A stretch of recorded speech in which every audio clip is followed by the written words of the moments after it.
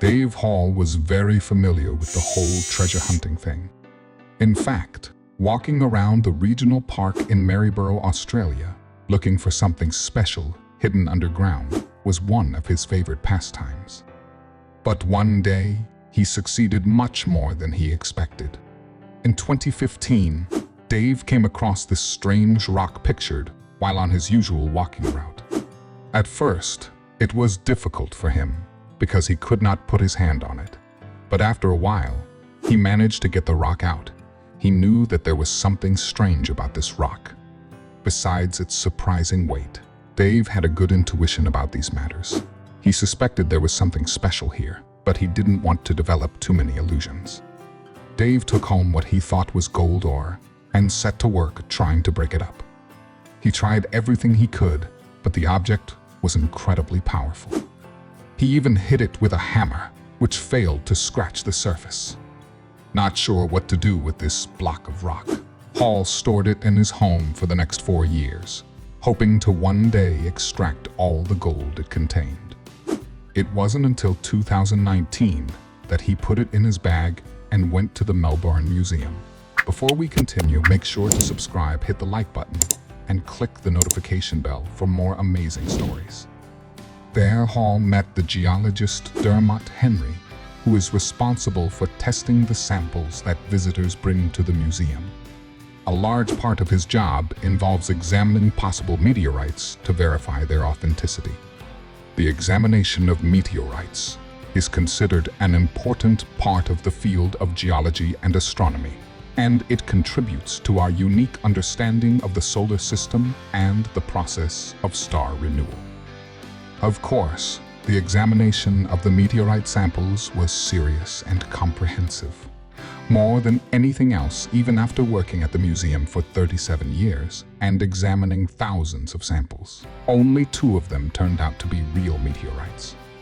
That's why, when Mr. Hall walked into geologist Dermot Henry's office and pulled a large red rock out of his backpack, "This object looks special," he said. Henry seemed surprised by the moment. Gold assaying is a procedure in which a chemical or physical test is performed on a substance to identify whether it contains real gold or whether it is fake gold.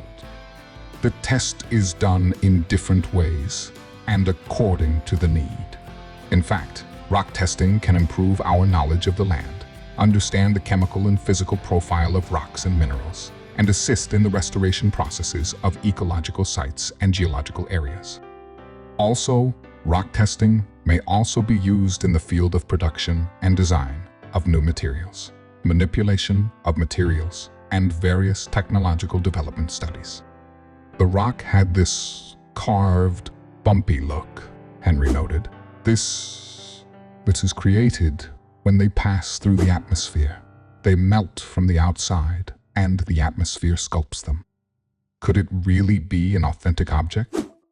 When he picked up the stone, Henry was even more encouraged. The rock was much heavier than a normal stone found on the surface of the Earth should be, especially given its size. Meteorites are classified into 3 main types according to their composition: stony meteorites, iron meteorites, and stony iron meteorites. The weight of a meteorite is also affected by its size, with larger meteorites generally heavier than smaller ones of the same composition. In addition, some meteorites may undergo weathering or erosion processes on the Earth's surface, which can change their weight over time.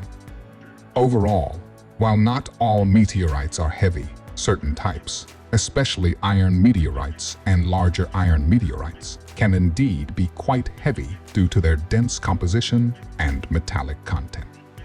After the tests were completed, Henry and Hall were speechless.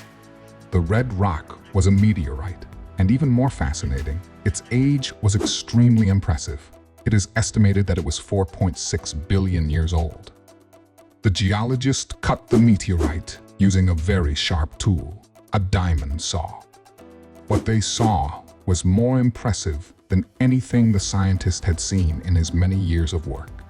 The cut revealed beautiful silver droplets inside, but not just any droplets. but droplets formed billions of years ago. They formed from the incredibly hot cloud of gas that formed our solar system as we know it. Mr. Hall soon learned that the meteorite was called H5 chondrite and that it had a very interesting origin story, far more intriguing than any gold deposit could ever be.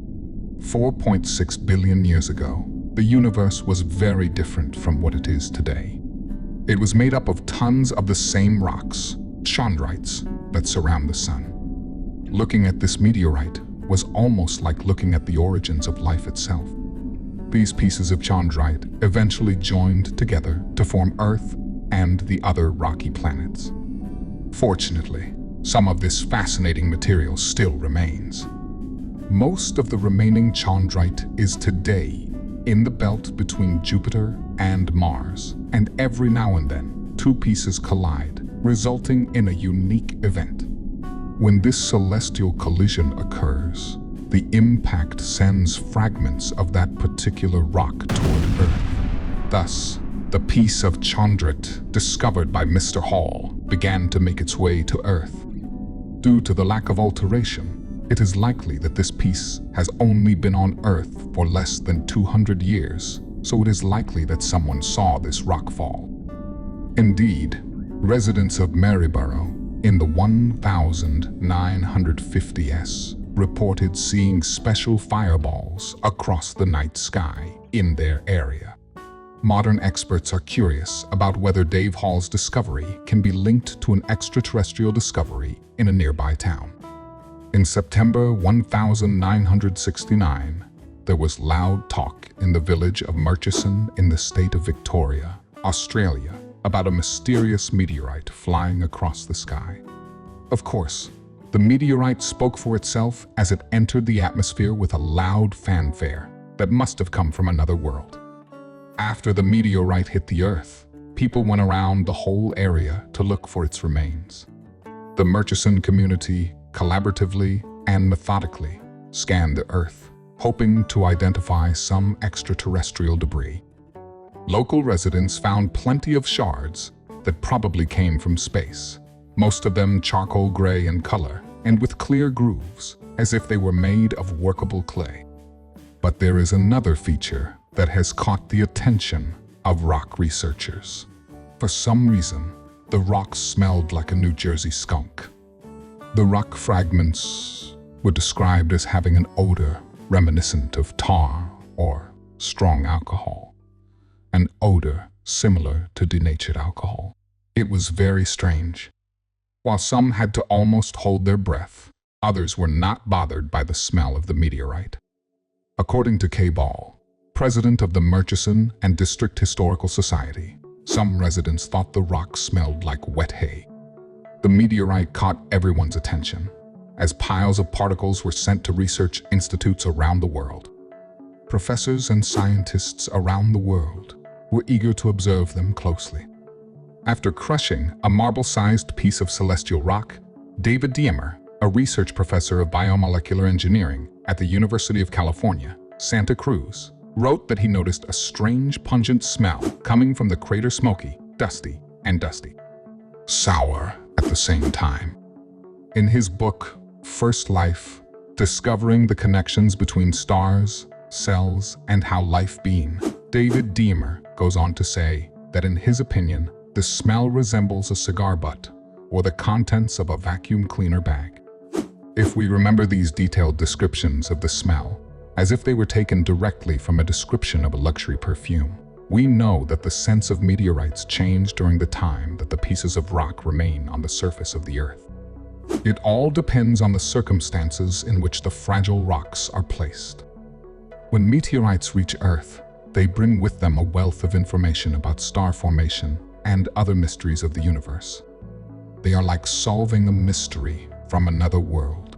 But to access most of this information, researchers often have to smash meteorites like a piñata. Meteorites contain isotopes that decay over time at known rates.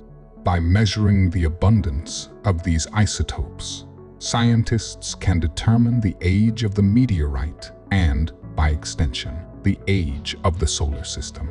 This helps in understanding the timing of key events, such as the formation of planets and asteroids. Meteorites also preserve evidence of various processes that occurred in the early solar system, such as melting, crystallization, and differentiation. Studying these processes provides insights into the conditions that existed in the early solar nebula and how planets and other bodies formed and evolved. Scientists from the University of Chicago, the Field Museum, and other organizations collaborating on the 2020 study looked for presolar grains, or old minerals from our sun. These are ancient grains. By analyzing these presolar grains, just kidding, researchers can determine their approximate age. They ground the space rock to obtain this valuable pre-solar silicon carbide and poured the fine powder into test tubes. The tubes were passed between baths of liquid nitrogen and hot water and bombarded with really nasty acids, as Geological, a graduate student at the Field Museum and the University of Chicago and author of the paper, puts it. Study. Their findings showed that some of the presolar grains belonging to the smelly Murchison meteorite were 5.5 to 7 billion years old. But after subjecting the rock to the freeze-thaw cycle, something changed. Geological remembers smelling rotten peanut butter, like there was a rotten PB&J sandwich in the room. She believes that the change in the rock's aroma was due to the loss of volatile compounds over time, and that it was realized later when grinding the rock revealed new surfaces. There are gases and ice trapped in the meteorite that evaporate and disperse slowly, Janica explained. We all know how stinky trapped gases can be. The piece of the Murchison meteorite at the Murchison and District Historical Society no longer has a bad smell. Our sample has been exposed to air for too long. It smells only vaguely earthy, says K-Ball. The Murchison meteorite isn't the only scorching carbonaceous chondrite, as researchers were also able to sniff out Aguas Sarcas, named after the town in Costa Rica where it crashed around 2019. This space rock, dubbed the Cosmic Mud, was also composed of organic rock, compounds such as amino acids. Although many said the cosmic slime balls smelled like cooked sprouts or compost, Janica strangely picked up the scent of vanilla. We were expecting something boring, but the smell was sweet, she says. To be clear, these clever scientists and researchers weren't going to play scratch with meteorites, but their noses just couldn't resist the opportunity. As Jenica Greer said, scientists are human too. Sometimes our noses get the best of us, binding bonds through beautiful tales. Thank you for watching.